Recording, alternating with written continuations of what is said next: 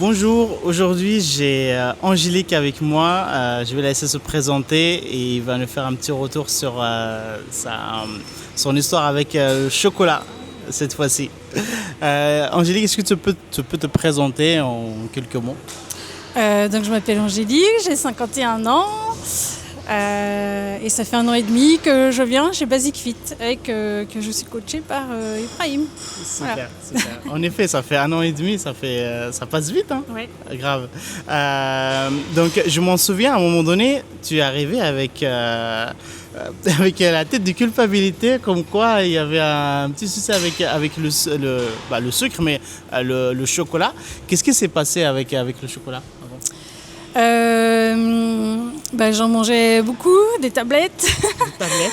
Ouais, et parce que j'arrivais pas en fait quand je commençais une tablette. Uh-huh. C'était peut-être tout bête, mais il y avait peut-être un espèce de toc aussi. Je pouvais pas commencer et laisser un morceau de tablette qui dépassait, donc je mangeais un petit bout, encore un petit bout, et puis hop, et la tablette y passait. Et comme c'était sucré, c'était facile d'y retourner, je pense. Eh oui.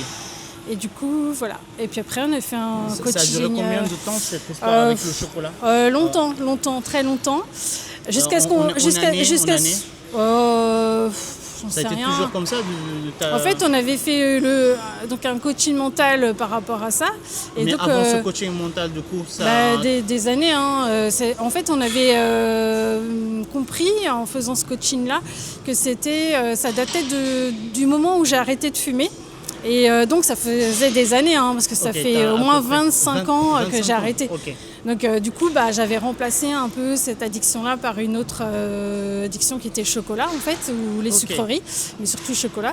Et du coup, voilà. Et puis une fois que j'ai pris conscience de ça, du coup, je me suis dit, non, en fait, il faut que je peux continuer en fait, parce que c'est pas si nocif que ça, le chocolat en soi. Le cacao, il n'est pas nocif.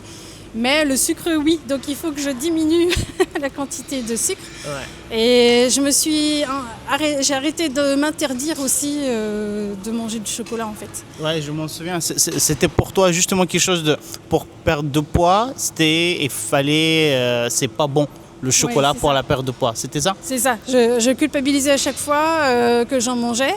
Et finalement, comme je culpabilisais, Tu as arrêté drastiquement? Voilà, ça fait un espèce de stress. On se stresse en fait quand on fait ça et on se culpabilise. Et puis finalement, on remange encore plus. Et en fait, j'ai retrouvé le mécanisme aussi qui m'a fait arrêter de fumer. Et je me suis dit, je m'étais pas interdit en fait de fumer. Je m'étais juste dit, je vais diminuer et jusqu'au jour où j'avais besoin que d'une cigarette par jour. Ouais. Et puis à un moment donné, j'ai complètement arrêté et puis sans que ce soit une souffrance, c'était quand même un petit peu une souffrance, l'arrêt du tabac, parce qu'il y a d'autres substances qui font que c'est quand même en souffrance un petit peu, mais finalement, le chocolat, ça a été beaucoup plus simple en fait. Okay.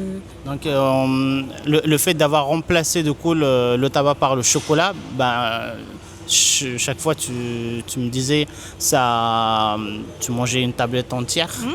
Quand on avait commencé à travailler sur ce chocolat, déjà, c'était quoi pour toi le travail qu'on a fait?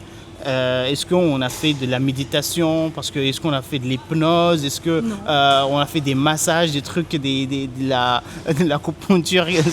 Est-ce qu'on a fait ce genre de choses? Non, pas du tout. C'était juste, c'était plus de la prise de conscience et de se dire comment réfléchir. En fait, il faut que chacun, je pense, réfléchisse à sa façon de fonctionner et au pourquoi du comment, et se dire qu'est-ce que je peux faire pour limiter.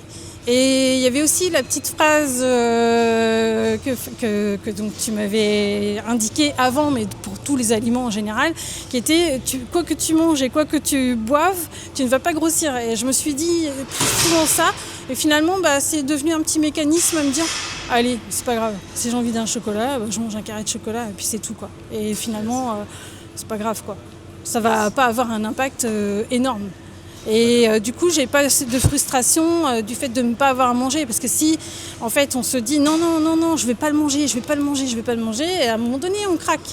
C'est sûr. C'est ce qui s'est passé avant, du coup. Voilà, c'est ça. Et en fait, il y a eu plein de petites choses mises bout à bout comme ça. Et puis des choses que je me suis mise en place moi, en me rappelant de ce que j'avais par rapport à mon vécu, par rapport aux choses que j'avais déjà plus ou moins arrêtées, enfin, sans être... voilà. Mais en fait, on est plus fort qu'on croit mentalement, souvent. Mais comme on a plein de préjugés, excellente phrase. On reste avec nos préjugés et avec nos craintes de ne pas y arriver en fait. Et puis on se met des barrières tout seul, souvent. Et finalement, quand on a quelqu'un qui nous dit « mais non, en fait, qui inverse la tendance finalement, ou qui nous fait prendre conscience », en fait, après, ça va tout seul. C'est comme pour plein de choses, en fait. C'est de la vie quotidienne. Voilà, quoi. Excellent. Justement, par rapport à cette prise de conscience, est-ce que depuis qu'on a travaillé sur le chocolat, est-ce que tu es obligé à chaque fois de t'en rappeler il faut dire ça, il faut répondre comme ça, il faut anticiper. Est-ce qu'il y a ce mécanisme qui s'est installé ou c'est plutôt comment tu te sens après ce travail-là? Est-ce qu'il y a quelque chose que tu dois toujours à chaque fois contrôler ou c'est plus naturel, comment tu te sens toi vraiment après ce travail-là? Je me sens plutôt bien par rapport à ça en fait. Maintenant les choses sont fluides en fait. Tu te poses pas de questions? Non, je me pose pas de questions. Vraiment. Il y a alors j'ai quand même toujours un petit... Par exemple, si tu vois au boulot, il y a plein de chocolat, il y a plein de gâteaux, tout ça. Et des fois, j'ai envie de manger un gâteau parce que c'est juste parce qu'il y a le chocolat dessus en fait. C'est tout bête. Okay. Alors je me dis, est-ce que tu as vraiment envie du gâteau ou est-ce que tu as juste envie du chocolat? Et non en fait, des fois, souvent, la plupart du temps, c'est juste le chocolat en fait. Le gâteau, je m'en fous, réellement. Okay. Et alors j'ai fait tout un travail aussi par rapport à ça. Je me suis dit, mais en fait, souvent quand je mange un gâteau, ça me fait pas tant plaisir que ça en fait. J'ai pris conscience de ça. Et du coup, voilà. Mais après, ça, c'est des automatismes. Et en fait, je me dis, non, je vais pas manger ce gâteau-là, mais je sais que j'ai du chocolat chez moi. Donc, ce soir, si j'ai envie, si ça me revient à l'esprit ou si je ressens l'envie, je vais me prendre un petit carré de chocolat, ou 2, ou 3. Voilà. Excellent. Et du coup, là, quel chocolat? Parce que tu m'as parlé de cette phase-là, une fois tu as travaillé sur le subconscient, sur l'état interne, comme on a dit. Le processus dans cette qualité de chocolat que tu as mis en place, tu peux nous partager un peu ta stratégie? Oui. En fait, avant, je crois que j'étais quand même attirée par le sucre, comme on l'est tous, en fait. Et je me suis dit, alors je me rappelle plus exactement de comment je t'ai dit les choses l'autre jour, tout à l'heure, mais en fait, je me suis dit que ce que j'avais envie vraiment de manger, c'est du chocolat. Mais c'est quand même compliqué de se dire. En fait, il faut diminuer la quantité de sucre et manger plus du cacao, parce que le cacao en soi, c'est bon. En fait, pour la santé, et ça, c'est bon. Et ce qu'on a envie de manger, c'est vraiment le cacao, en fait. Quand on aime le chocolat, c'est vraiment ça. Et c'est comme le café, quand on boit du café mais qu'on met 3 sucres dans une tasse, c'est qu'on n'aime pas vraiment le café, en fait. Ou alors on perd le goût du café, finalement. Et là, je travaille là-dessus encore aujourd'hui en me disant, il faut que j'aille vraiment vers le cacao. Mais après, on a quand même besoin du côté fondant et tout ça. Et donc, c'est le sucre qui fait que c'est fondant. Et donc, on va aller... C'est compliqué de passer du chocolat au lait, voilà, et de passer au chocolat 85%, quoi, ou 90%. Oui. Donc, j'y vais par palier. Et je ne me force pas par rapport à ça. Je me dis, là, je vais prendre 2 tablettes de chocolat à 70%. Et puis, j'en prends quand même une à 85%. Ouais. Et si j'ai envie d'aller vers le 85%, je vais y aller. Ouais. Mais ça, c'est au supermarché. C'est pas en prendre dans la bouche. Non. Ok. Et une fois que j'ai ça chez moi, ça dépend de l'état d'esprit. Mais la plupart du temps, finalement, ça ne me dérange pas d'aller vers le 85%. Je vais plutôt commencer par le 85%. Et parfois, je prends un petit carré à 70. Mais limite, je pourrais rester sur le 85 maintenant. Mais je me force pas du tout. En fait, il faut pas pas se buter et se dire allez, j'arrête le sucre dans le café, allez, j'arrête le sucre dans le chocolat, allez, j'arrête rien. Parce que en fait, on se bute et on se stresse avec tout ça, on se met des barrières en fait en faisant ça. Alors que finalement, si on s'écoute, on se dit allez, c'est bon, allez, je prends une fois. Et en fait, par rapport au chocolat, de toute façon, quand tu prends un carré de chocolat à 85%, ça te suffit parce que ça peut être un peu écœurant aussi. Donc finalement, ça suffit. Ouais. Tu as vraiment le goût du cacao. Donc c'est ça que tu cherchais en vrai. C'est ça. Et c'est suffisant. Tu n'as pas besoin d'aller manger une tablette écœurant. En fait. Ouais, alors qu'avant le travail, tu dégommais une tablette de chocolat, quoi. Ben oui, parce qu'en fait, j'avais pas compris ce que je cherchais en fait. Ouais. Non, c'est naturel, c'est normal. C'est naturel, ouais, c'est ça. C'est un chemin en fait.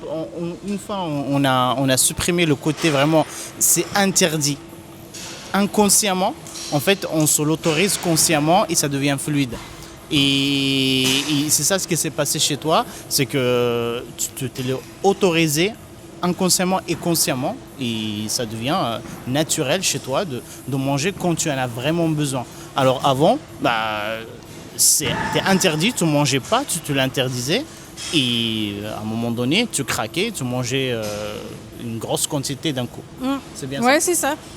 Alors j'ai fait un travail par rapport à ça, et plus globalement aussi, j'ai fait un travail par rapport au regard des autres, parce qu'en fait, moi je prends l'exemple de mon boulot, il y a toujours plein de choses sur la table de sucre. Donc voilà, parce que j'ai des collègues qui amènent pour leur anniversaire, ou c'est des stagiaires, ou c'est enfin il y a toujours quelqu'un ou des patients qui nous offrent des choses.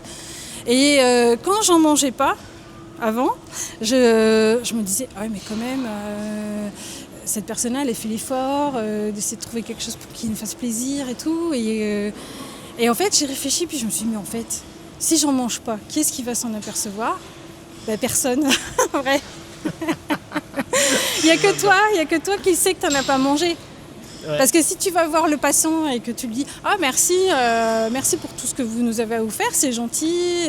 Voilà. » Lui, il ne voit pas comment parce que c'est dans la salle de pause. Et puis la collègue qui, c'est pareil, on n'est pas là à se regarder si tout le monde a mangé le truc qu'on a ramené, quoi. On s'en fout, en fait. Ouais.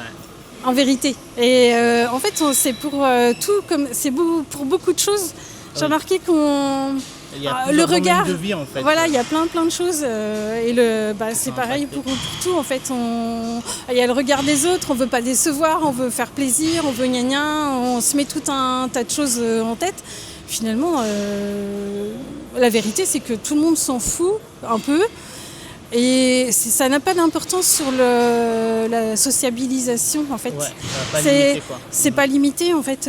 La personne.